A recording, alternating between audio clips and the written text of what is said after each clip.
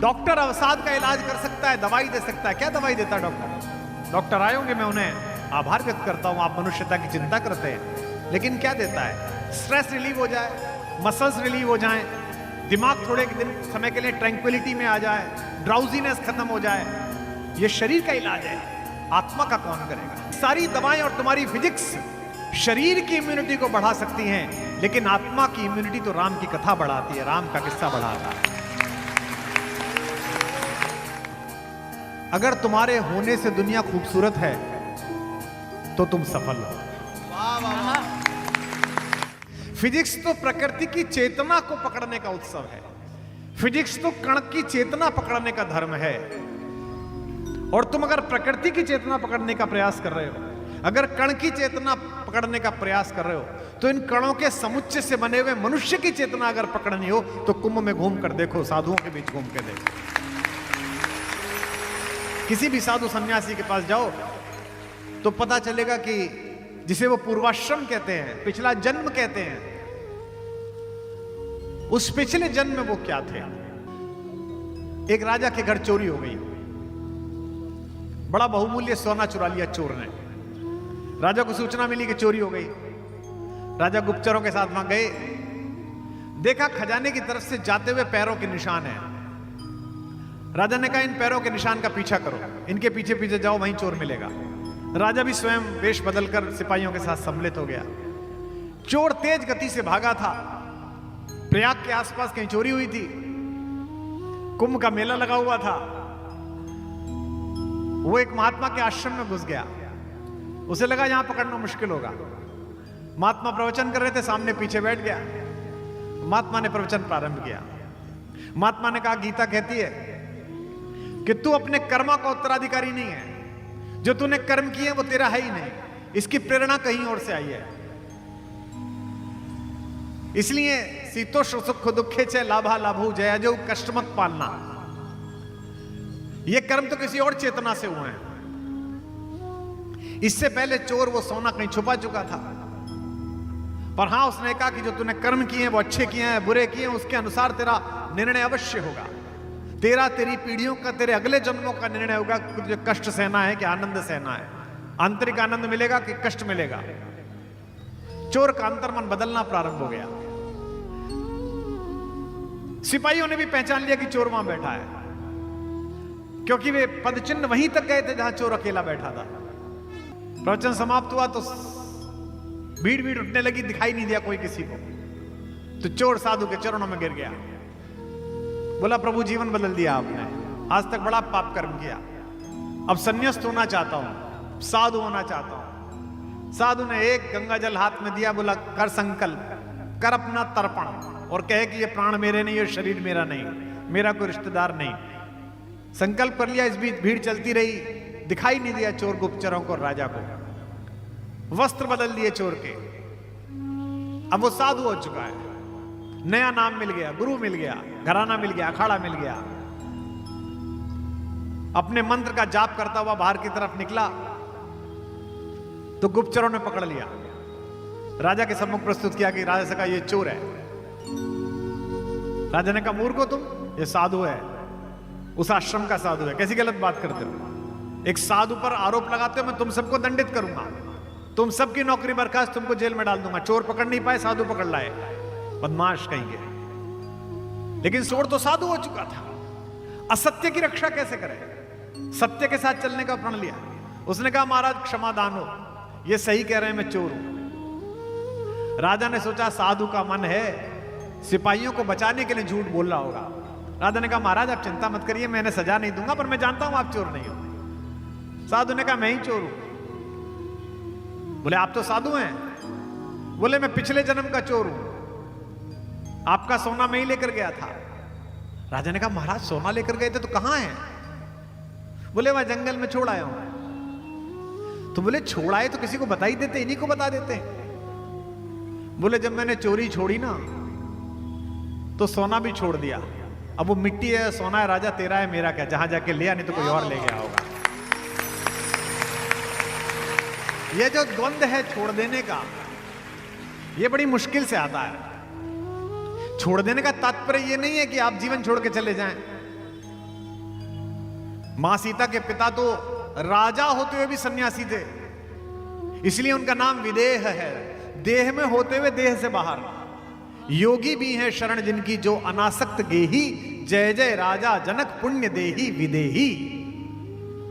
बहुत सारे लोग होते हैं जिनमें साधुता आने के बाद, संन्यास्त भाव आने के बाद भी आकर्षण बचा रह जाता है, और बहुत सारे लोग होते हैं जो घर में रहते हुए भी उस आकर्षण से बाहर रहते हैं। तो ये जो छोड़ देने का निर्णय है ये मुश्किल है, लेकिन ये एक पल में होता है।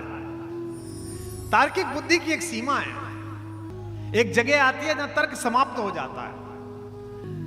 तो हर्ष, तुम्हारी फिजिक्स केवल पदार्थ का गुणधर्म बताती है, लेकिन मनुष्य का गुणधर्म वह कुंभ बताएगा। डॉक्टर अवसाद का इलाज कर सकता है, दवाई दे सकता है। क्या दवाई देता है डॉक्टर? डॉक्टर आए होंगे, मैं उन्हें आभार व्यक्त करता हूं, आप मनुष्यता की चिंता करते हैं, लेकिन क्या देता है? स्ट्रेस रिलीव हो जाए, मसल्स रिलीव हो जाए, दिमाग थोड़े दिन समय के लिए ट्रैंक्विलिटी में आ जाए, ड्राउजीनेस खत्म हो जाए। यह शरीर का इलाज है, आत्मा का कौन करेगा? कोरोना के दौरान इम्यूनिटी की चर्चा हुई थी। ये खाओ तो इम्यूनिटी बढ़ेगी, अश्वगंधा खाओ तो इम्यूनिटी बढ़ेगी, मूसली खाओ तो इम्यूनिटी बढ़ेगी। ये सारी दवाएं और तुम्हारी फिजिक्स शरीर की इम्यूनिटी को बढ़ा सकती हैं, लेकिन आत्मा की इम्यूनिटी तो राम की कथा बढ़ाती है, राम का किस्सा बढ़ाता है। जाओ कुंभ क्षेत्र में आचार्य महामंडलेश्वरों के शिविरों में, हमारे विश्व के अन्य नगरों से भी कुछ लोग सुनने आए हैं। कल ही एक डॉक्टर साहब मिली थी हमें, अमेरिका की बाहर आई हैं, हमारे साथ काम किया उन्होंने कोरोना के दौरान। ये कौन लोग हैं? सबसे बड़ी, इन्होंने सब कुछ पा लिया, इसके बाद भी एक बेचैनी है, उसकी शांति इसी कुंभ में है। क्यों? क्योंकि तुम्हारी फिजिक्स भी यही सिखाती है कि कोई भी कण ऐसा नहीं है जो दूसरे कण को आकर्षण से खींच ना ले, लेकिन तुम्हारे कण का नाभिक बहुत छोटा है। अगर एक कण के नाभिक के खुलने से इतनी ऊर्जा निकलती है कि विश्व भर में प्रकाश जल सकता है, तो अगर किसी संत के हृदय का नाभिक खुल गया तो उसमें से कितना प्रकाश निकल सकता है, कितनी ऊर्जा निकल सकती है, क्या पता। अन्यथा पैसा कमाने से, शक्ति कमाने से शांति नहीं आ रही है। बेचैनी तो सबकी है, हमारी भी है, आपकी भी है। सांसों की सीमा निश्चित है, इच्छाओं का अंत नहीं है। जिसकी कोई इच्छा ना हो ऐसा कोई संत नहीं है। संत की भी इच्छा है, संत मोक्ष चाहता है, भगवान के दर्शन चाहता है। हमारी भी इच्छा है, आपकी भी इच्छा है। हैदराबाद जा रहा था मैं, 1A मेरी सीट थी, 1A 1F। मैं जाकर बैठा तो किताब कोई लेके चलता हूं ताकि पढ़ता चलूं, तो एक 30-32 साल का सुदर्शन युवक बैठा हुआ था, 6 फीट का गोरा चिट्टा। वो मुझे देखते ही खड़ा हो गया। अरे सर, आपके दर्शन, मैं तो आपको बहुत सुनता हूं सर, मैं बहुत दिन से कोशिश कर रहा था आपसे मिलूं। मैंने आपके ऑफिस में फोन भी किया था, मैंने मेल भी किया था। मुझे लगा 2-2.5 घंटे की यात्रा है, ये बहुत बातें करेगा। मैंने कहा जी बहुत कृपा, बहुत कृपा। तो मैं किताब पढ़ने लगा। वो सभ्य बालकों की तरह चुप बैठ गया। फिर बीच में कॉफी आई, मैंने किताब बंद कर दी। अब उसका साहस जगा। उसने मुझसे पूछा, सर एक जिज्ञासा थी, बहुत दिन से कोशिश करता था, आप मिलेंगे तो आपसे पूछूंगा। कई लोगों से पूछी लेकिन शांत नहीं हुई। तो मैंने पूछा, अच्छा बताता हूं, पर आप अपना परिचय दीजिए, आप कौन है? बोले साहब मैं इंजीनियर हूं और मैं खड़गपुर IIT से पढ़ा हूं, आप मेरे आए थे प्रोग्राम करने। मैंने कहा कहाँ नौकरी करते हैं? नौकरी नहीं करते सर, हमारी अपनी कंपनी है, हैवी मशीनरी बनाते हैं। तो मैंने कहा अच्छा कैसी हैवी मशीनरी बनाते हैं? बोले सर वो जैसे समुद्र में ऑप्टिकल फाइबर डालने वाली मशीन बनाते हैं, और भी कई मशीन बनाते हैं। 20 मीटर डाया का पेड़ 20 फीट नीचे खोद के उठाने की मशीन बनाते हैं। अभी इजराइल को हमने 500 करोड़ की मशीन दी है। अब जब उसने कहा इजराइल को दिए तो मैं जागा, क्योंकि जो दुनिया को दे रहा है ज्ञान वो उसको इसने दिया। तो मैंने कहा तुम्हारी कंपनी है? कह रहे हाँ सर, हम 3 पार्टनर हैं, तीनों एक साथ पढ़ते थे, पहले टाटा में नौकरी की, अब अपनी कंपनी खोल ली है 4-5 साल से। तो मैंने कहा कितना टर्नओवर है? तो शर्माया, बोला सर ऐसे ही थोड़ा सा 3600 करोड़ का है, स्थिरता आ गई तो इस साल 5000 करोड़ कर लेंगे, ऐसा उसने बोला। उसके मोबाइल पर एक बहुत सुंदर महिला का फोटो था, 2 बच्चे थे। मैंने कहा ये पत्नी है आपकी? बोले हाँ सर, ये IIM में मिली थी मेरे को अहमदाबाद में, मैं जम्मू का हूं, ये दिल्ली की है और फला मल्टीनेशनल की इंडिया प्रेसिडेंट है। सुनिए ध्यान से। मैंने कहा कहां रहते हो? तो उसने गुड़गांव में एक पता बताया। तो मैं समझ गया कि 50-60 करोड़ का इसका मकान भी है। देखिए आप, एक व्यक्ति जो देश के सबसे अच्छे संस्थानों में पढ़ा है, एक व्यक्ति जिसको ईश्वर ने सौंदर्य और स्वास्थ्य दिया है, एक युवक जिसे उसकी प्रेमिका पत्नी के रूप में दिया है, एक युवक जिसको एक पुत्र एक पुत्री जिसे आदर्श परिवार कहते हैं ऐसा परिवार दिया है, एक युवक जिसने स्वर्णिम भारत के नए संकल्पों में एंटरप्रेन्योर बनते हुए अपने आप को सिद्ध किया है।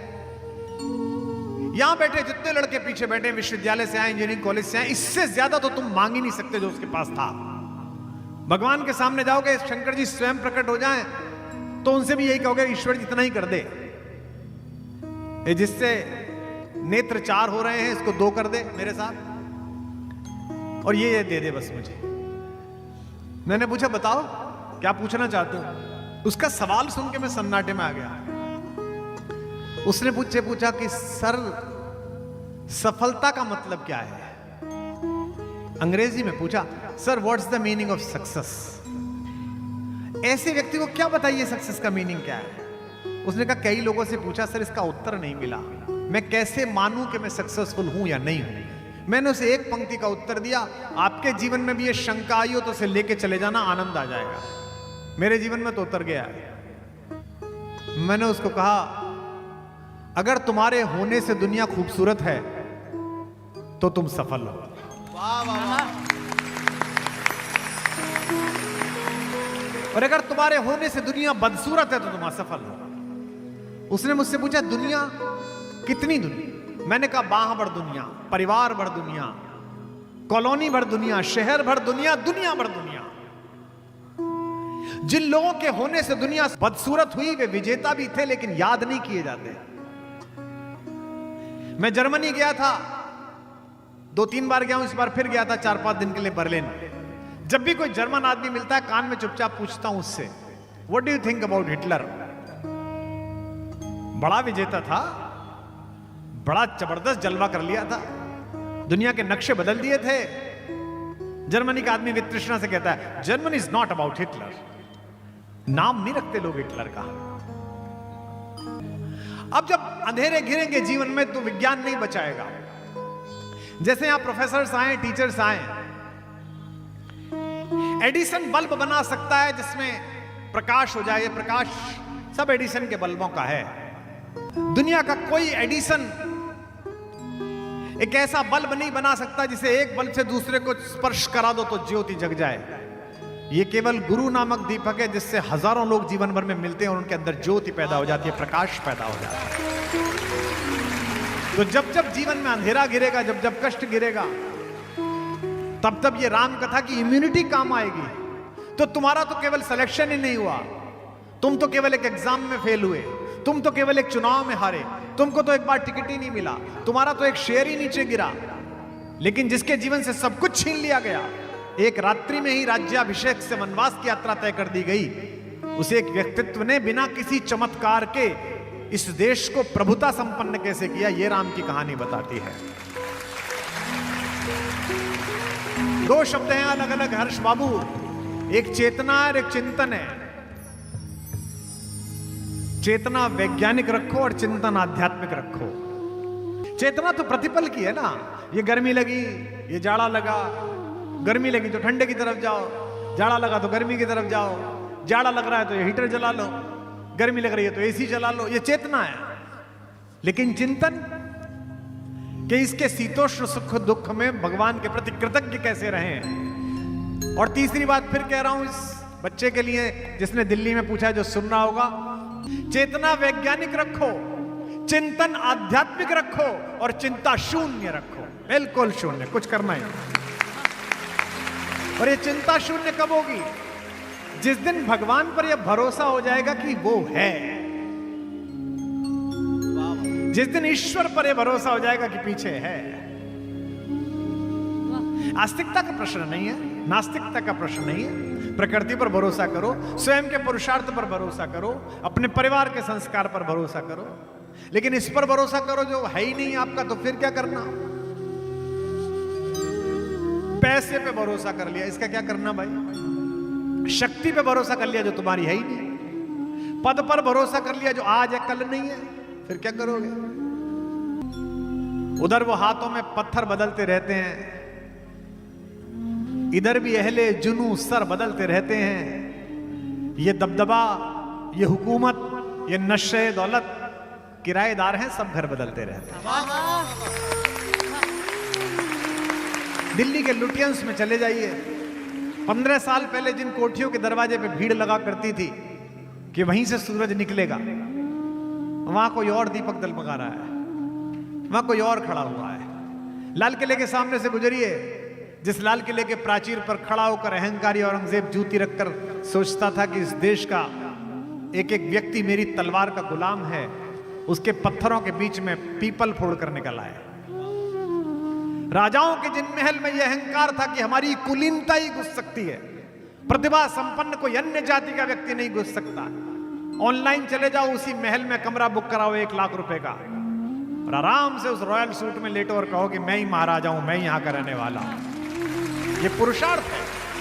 राम की कहानी पुरुषार्थ की कहानी है। इसलिए हर्ष, चिंता इसलिए नहीं कि भगवान साथ है, ईश्वर साथ है, वो जो करेगा अच्छा करेगा। और अगर कुछ ऐसा कर रहा है जो तुम्हें अच्छा नहीं लग रहा, तो इसका मतलब यह है कि आने वाले कल में कुछ अच्छा होने वाला है।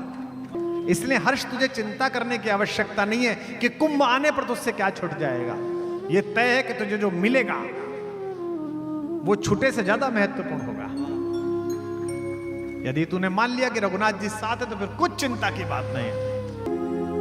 हमारे साथ जब रघुनाथ, तो किस बात की चिंता। हमारे साथ जब रघुनाथ, गाइए। किस बात की चिंता। शरण में रख दिया जब मात, तो किस बात की चिंता। शरण में रख दिया जब मात, तो किस बात की चिंता। हमारे साथ जब रघुनाथ, तो किस बात की चिंता। हमारे साथ जब रघुनाथ, तो किस बात। वृंदावन में गोपाल भट्ट जी एक बहुत सिद्ध संत रहते थे, वीतरागी टाइप के। एक दिन किसी ने कहा, महाराज जी भंडारा करा दीजिए, जन्माष्टमी आ रही है, छोटे ठाकुर का जन्मदिन है। बोले कर लो। महाराज जी इतने पैसे लगेंगे। अच्छा, पैसे तो है नहीं, देखता हूं। किसी सेठ के पास चले गए, कहा सेठ जी ये इतने पैसे दे दो मुझे, 10,000 रुपए भंडारा कराना है। पुराना जमाना था, 10,000 में बहुत बड़ा भंडारा होता था। सेठ जी ने कहा कब दे दोगे महाराज। बोले भक्त आते रहते हैं, चढ़ावा आता रहता है, 6 महीने में दे दूंगा। दे दिए, भंडारा हो गया, अद्भुत भंडारा हो गया। अब 5 महीने बीत गए, भक्त आए नहीं, चढ़ावा आया नहीं। तब तक गोपाल जी को चिंता नहीं थी, गोपाल भट्ट। जब 1 महीना रह गया, भट्ट जी को चिंता शुरू हुई कि ये सेठ जी के पैसे देने। अब ध्यान में मन ना लगे, कन्हैया की मूर्ति के सामने जाए तो मन ना लगे। जब 5 दिन रह गए तो लड़ने लगे ठाकुर से कि क्या फजीता पाल दिया मेरी जान को, बर्थडे तेरी और फंसा मैं पढ़ाऊं हैं, ये क्या है, पैसे ही नहीं आ रहे। अब ठाकुर मुस्कुराए मुरली लेके, और भट्ट जी का मन नहीं लगे। अधरम मधुरम मधुराधिपते, फिर बीच में रुक जाए, बोले पैसे कब देगा। ठाकुर तो मुस्कुराए। एक दिन रह गया, रात को नींद नहीं आई गोपाल भट्ट जी को, और कहा कि सुबह फिर जाके सेठ से क्षमा मांगनी पड़ेगी, कहना पड़ेगा कि मैं वचन भंग का दोषी हो गया, प्रायश्चित करूंगा, तपस्या करूंगा यमुना जी के जल में बैठ के। सुबह सेठ जी उठे, 8 बजे गोपाल भट्ट उनके द्वार पर पैसे का थैला लेके। बोले सेठ जी आपने बड़ी कृपा करी है, 10,000 रुपए। सेठ जी ने कहा पंडित जी सुबह सुबह क्यों आ गए, मैं ले लेता, ऐसी क्या बात थी। नहीं नहीं, आज आखिरी दिन था, पैसे देखे। उधर असली गोपाल भट्ट चिंता में ही है। दोपहर को एक भक्त आया, उसने कहा आपके आशीर्वाद से मेरा व्यापार बहुत अच्छा चला, उसी दिन संकल्पित किया था 11,000 रुपए चढ़ाऊंगा, ये 11,000 की थैली। गोपाल भट्ट जी प्रसन्न हुए, तुरंत 10,000 रुपए निकाले, पहुंचे सेठ के पास। बोले सेठ जी पैसे। सेठ जी बोले भट्ट जी सुबह ही तो देके गए थे। बोले मैं कब आया था। बोले ये रही बही, ये रहे आपके अंगूठे के, आपका अंगूठा। बोले हाँ, सुबह ही तो देखे गए थे, प्रसाद ग्रहण करा हम दोनों ने साथ में। गोपाल भट्ट समझ गए, आए और थैली लेके ठाकुर के सामने पटकी कि जब यही नौटंकी करनी थी तो मेरे को क्यों फंसवाया वहां जाके, जब पहले ही देखे आया। तो ये अभी हुआ है, 20-40 साल पहले। न खाने की, न पीने की, न मरने की, न जीने की। न खाने की, न पीने की, न मरने की, न जीने की। रहे हर सांस में रघुनाथ के प्रिय नाम की चिंता। रहे हर सांस में रघुनाथ